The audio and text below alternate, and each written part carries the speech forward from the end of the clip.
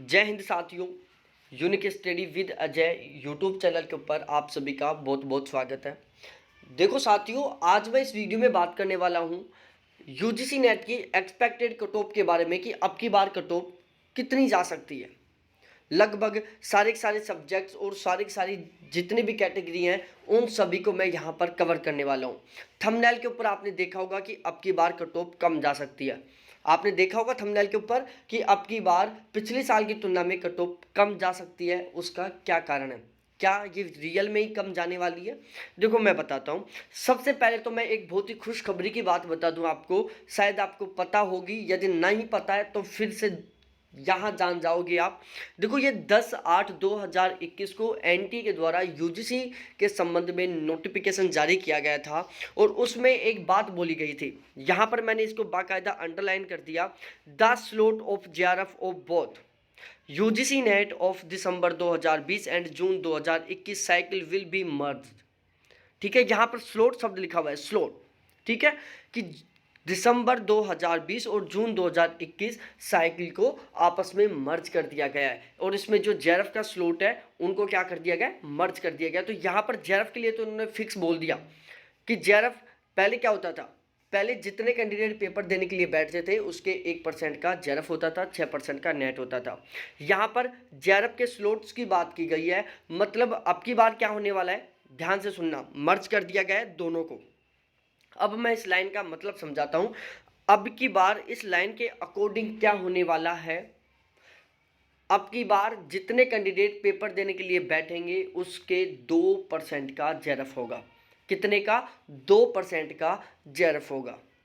यहाँ पर नेट के बारे में कोई बात नहीं बोली गई, लेकिन जेआरएफ के बारे में इन्होंने साफ साफ कह दिया कि जेआरएफ के स्लॉट को मर्ज कर दिया गया है। मतलब पहले 1% का जेआरएफ होता था, अब 2% का जेआरएफ होगा। पूरे पूरे चांस है इस लाइन के अकॉर्डिंग।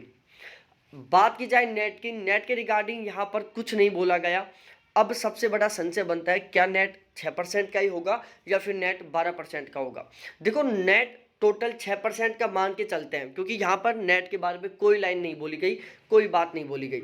यदि हम पहले के अकॉर्डिंग माने कि पहले के अकॉर्डिंग 6% का नेट होता है, तो पहले 1% का जेआरएफ होता था और वो जो 1% का जेआरएफ होता था ना, वो उन 6% जो नेट होता था उन्हीं में से होता था।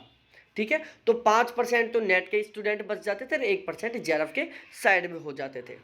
अब की बार यदि 2% साइड में निकालते हैं तो केवल 4% नेट के स्टूडेंट बचते हैं और 2% जेआरएफ के।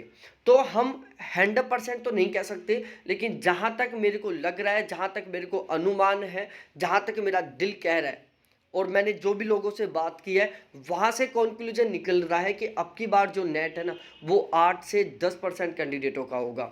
जेआरएफ 2% के जो इस लाइन में बोला गया है और नेट है वो 8 से 10% कैंडिडेटों का होगा, जो एक बहुत ही बड़ी खुशखबरी की बात है। अब मैं बताता हूँ यहाँ पर कि अब की बार कट ऑफ कम क्यों जाएगी। देखो कट ऑफ कम जाने के अब की बार दो कारण है। सबसे पहला कारण, आपने पेपर दिया है और जो फर्स्ट पेपर है वो अब की बार ऑलमोस्ट सभी का बहुत ज़्यादा अच्छा नहीं हुआ।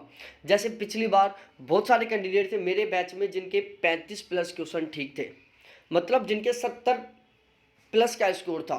बहुत सारे कैंडिडेट थे, ऐसे भी कैंडिडेट थे जिनके 41 क्वेश्चन ठीक हुए थे। और ये मेरे बैच की नहीं बात कर रहा, मैं ओवरऑल सभी की बात कर रहा हूँ।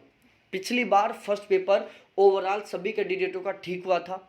अब की बार फर्स्ट पेपर ओवरऑल सभी कैंडिडेटों का ठीक नहीं हुआ। उसका कारण ये है क्योंकि अब की बार एक तो रीजनिंग नहीं आया और ये एक नेगेटिव पॉइंट है। रीजनिंग ऑलमोस्ट सभी के सभी ठीक कर देते हैं, लेकिन अब की बार इन्होंने रीजनिंग नहीं दी। बहुत सारी शिफ्ट थी जिनमें रीजनिंग का एक भी क्वेश्चन नहीं था, कोई हो शिफ्ट जिसमें रीजनिंग का क्वेश्चन आया हो। इसके अलावा बाकी जो भी क्वेश्चन थे फर्स्ट पेपर के, वो क्या थे, उनकी लैंग्वेज डिफिकल्ट थी, बहुत ही अंडरस्टैंडिंग टाइप के क्वेश्चन थे। तो ओवरऑल मैं एक शब्द में कहूँ तो अब की बार जो फर्स्ट पेपर था वो पिछली बार की तुलना में डिफिकल्ट था। अब की बार फर्स्ट पेपर में ऑलमोस्ट सभी का बहुत अच्छा स्कोर नहीं हो रहा है पिछले साल की तुलना में। तो एक तो ये सबसे बड़ा कारण बनता है अब की बार कट ऑफ के कम जाने का। अब मैं दूसरा कारण बताता हूँ जो आपको पता है, जेआरएफ 2% होगा तो जाहिर सी बात है थोड़ी सी कट ऑफ कम होगी। नेट यदि 8 से 10% के बीच में होता है तो जाहिर सी बात है कट ऑफ थोड़ी सी कम होगी। अब मैं बताता हूँ कि कट ऑफ कितनी कम होगी। देखो सबसे पहले तो एक बिल्कुल सेफ जोन में रहना चाहते हो ना आप, बिल्कुल निश्चिंत होकर, तो पिछले साल जितनी कट ऑफ गई थी ना, आपका जो भी सब्जेक्ट, आपकी जो भी कैटेगरी है, उसकी आप पिछली साल की कट ऑफ देखो कि पिछली बार उसकी कितनी कट ऑफ गई थी। और यदि आपके पिछली बार के इतने मार्क्स आ रहे हैं, पिछली जो कट ऑफ गई थी उतना स्कोर हो रहा है आपका, तो आपका 100% नेट या 100% जेआरएफ हो जाएगा।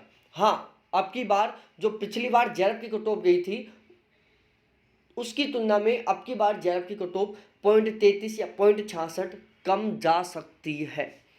मैं दोबारा से बोल रहा हूं, अब की बार जेआरएफ की कट ऑफ पिछली बार के जेआरएफ की कट ऑफ की तुलना में 0.33, 0.66 या 1% तक कम जा सकती है। बात करी जाए नेट की, यदि नेट का रेशियो बढ़ाकर वो 8% या 10% कर देते हैं तो वो 1% के आसपास पिछली बार की तुलना में अब की बार नेट की कट ऑफ कम हो सकती है। ये दो कारण थे, ठीक है।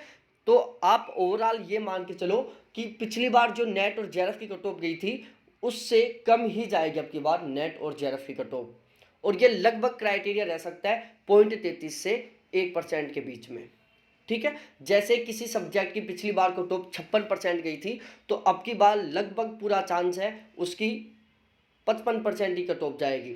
यदि जेआरएफ में किसी सब्जेक्ट की कट ऑफ 62 गई थी, तो अब की बार उसकी पूरे चांस है 61% ही जाएगी। दोनों कारण, पहला पेपर का डिफिकल्ट आना फर्स्ट पेपर का, और दूसरा थोड़ा सा पास करने का रेशियो बढ़ाना, ये दो सबसे बड़े कारण हैं। तो ये वीडियो आपको कैसा लगा प्लीज़ कमेंट सेक्शन में कमेंट करके ज़रूर बताना, और ये जानकारी आपके लिए बहुत हेल्पफुल रहने वाली है, आपके लिए बहुत महत्वपूर्ण होने वाली है। ओवरऑल सारे सब्जेक्ट्स को ये बात कवर कर रही है, ठीक है। बहुत धन्यवाद मेरे सभी प्यारे साथियों को देखने के लिए। Thanks, bye.